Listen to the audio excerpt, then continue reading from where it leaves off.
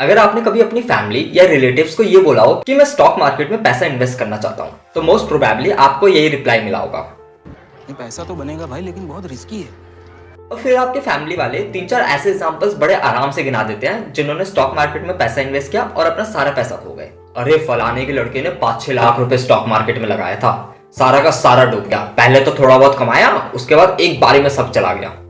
तो चलिए आज हम जानते हैं स्टॉक मार्केट में लोग अपना सारा पैसा कैसे डुबो देते हैं, ताकि आपके मन में भी जो डर है स्टॉक मार्केट का वो थोड़ा कम हो सके। देखिए, अगर आप किसी कंपनी के शेयर्स खरीदते हैं तो मतलब आप उस कंपनी में थोड़ी हिस्सेदारी खरीद रहे होते हैं, और फिर आपके सारे पैसे तभी डूबने वाले हैं जब पूरी की पूरी कंपनी ही डूब जाए। बट ये चीज आपने देखी होगी, आपको न्यूज में इतनी सारी कंपनीज डूबते हुए नहीं दिखती जितने आपको लोग मिल जाते हैं जिन्होंने अपना स्टॉक मार्केट में सारा पैसा डुबो दिया। कैसे?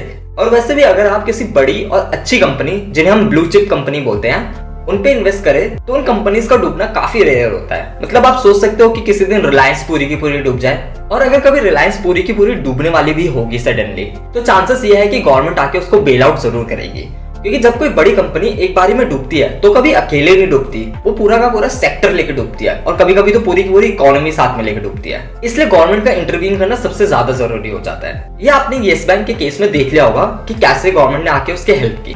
तो आपके मन में सवाल आ रहा होगा कि आखिर लोगों के पैसे डूबते कैसे हैं, और उसका एक सबसे बड़ा रीजन है इंट्राडे ट्रेडिंग। इसे आसान भाषा में समझे तो मतलब आप सुबह आए स्टॉक मार्केट में, किसी कंपनी के शेयर्स खरीदे और शाम होते होते उस शेयर्स को बेच दिया, अपना प्रॉफिट या लॉस जो भी है वो बुक किया और चले गए। और ये स्टॉक मार्केट के डेली वॉल्यूम का बहुत मेजर पार्ट कवर करती है। मतलब आप सुबह आए, लेट्स से रिलायंस का शेयर 100 रुपए का था, तो आपने एक शेयर खरीदा और शाम होते होते वो 110 का हो गया। फिर आपने वो शेयर 110 में बेच दिया और अपने 10 रुपए का फायदा करके चले गए। और वैसे इसमें भी कोई ज्यादा दिक्कत नहीं होती, क्योंकि डेली स्टॉक बहुत ज्यादा ऊपर नीचे मूव नहीं करता। ऐसा नहीं होने वाला कि आपका 100 रुपए का शेयर एक ही दिन में सीधा 10 रुपए का हो जाएगा। तो फिर दिक्कत कहाँ आती है? दिक्कत आती है मार्जिन लेने से। मतलब जब आप 100 रुपए से ट्रेडिंग कर रहे होते हैं, तब आपका ब्रोकर फरिश्ता बन के आता है आपके पास और आपको समझाता है, बेटा तुम क्या ये छोटी छोटी गेम खेल रहे हो, बड़ी बाजी खेलो, ये बड़े बड़े प्रॉफिट बनाओ, ये क्या छोटे छोटे प्रॉफिटों में जी रहे हो।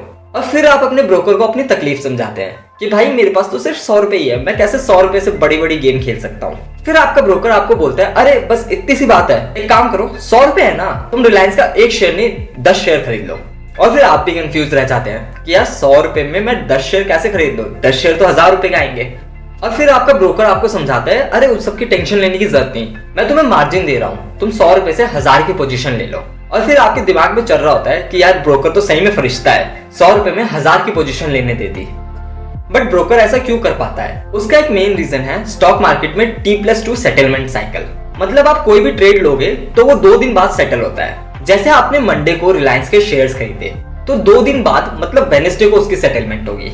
मतलब पैसे आपके अकाउंट से मंडे को काट लिए जाएंगे, बट 2 दिन बाद जाके आपके अकाउंट में शेयर्स की डिलीवरी होगी, और 2 दिन बाद ही रिलायंस को उन शेयर्स के पैसे मिलेंगे। और ब्रोकर यहीं पे खेलते हैं, वो आपको बोलते हैं 100 रुपए से 1000 के शेयर खरीद लो और बाकी के 900 मुझे शाम तक दे देना, क्योंकि मुझे वैसे भी 2 दिन बाद कंपनी को देने हैं। और अगर नहीं भी दे पाए तो शाम तक ये जो स्टॉक तुमने खरीद रखा है इसे बेच देना और जितने पैसे मिलेंगे वो दे देना। तो मान लीजिए शाम को रिलायंस के शेयर का प्राइस 100 रुपए से 110 रुपए हो गया, और क्योंकि आपने 10 शेयर खरीद रखे थे तो आपके पोर्टफोलियो की टोटल वैल्यू हो गई 10 × 110 1100 रुपए।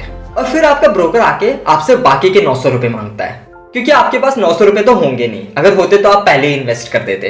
तो आप ब्रोकर को बोलते हो ये जो शेयर पड़े हैं इन्हें बेच दो, और इस शेयर को बेचने के बाद ब्रोकर को अपने 900 रुपए मिल जाते हैं और आपके 100 रुपए 200 बन जा चुके होते हैं। और फिर आपके दिमाग में ये चलना शुरू हो जाता है कि भाई एक दिन में पैसा डबल, ये तो लक्ष्मी चिट फंड को भी फेल कर देगी, वहां तो 21 दिन में पैसा डबल हो रहा था, यहाँ तो मैं एक दिन में पैसा डबल कर रहा हूँ, पैसा ही पैसा होगा मस्त। और आई नो अभी आप सबके दिमाग में कैलकुलेशन शुरू हो गई होगी, 1 का 2, 2 का 4, 4 का 8, 8 का 16, और ऐसे देखते देखते कुछ सालों में तो मैं वॉरेन बफेट को भी पीछे छोड़ दूंगा।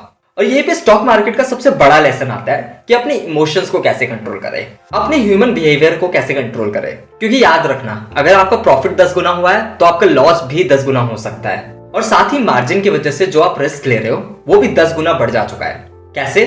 चलिए अब हम सिक्के के दूसरे पहलू को देखते हैं। मान लीजिए रिलायंस के शेयर का प्राइस शाम को 100 रुपए से 90 रुपए हो गया, और क्योंकि आपके पास 10 शेयर्स है तो आपके पोर्टफोलियो की वैल्यू हो गई 900 रुपए, और शाम को आके आपका ब्रोकर अपने 900 रुपए वापस मांगता है। तो फिर आप शेयर्स बेचने के लिए बोल देते हो, और वो सारे शेयर्स बेच के ब्रोकर अपने 900 रुपए ले जाता है और आपके अकाउंट में बच जाते हैं 0।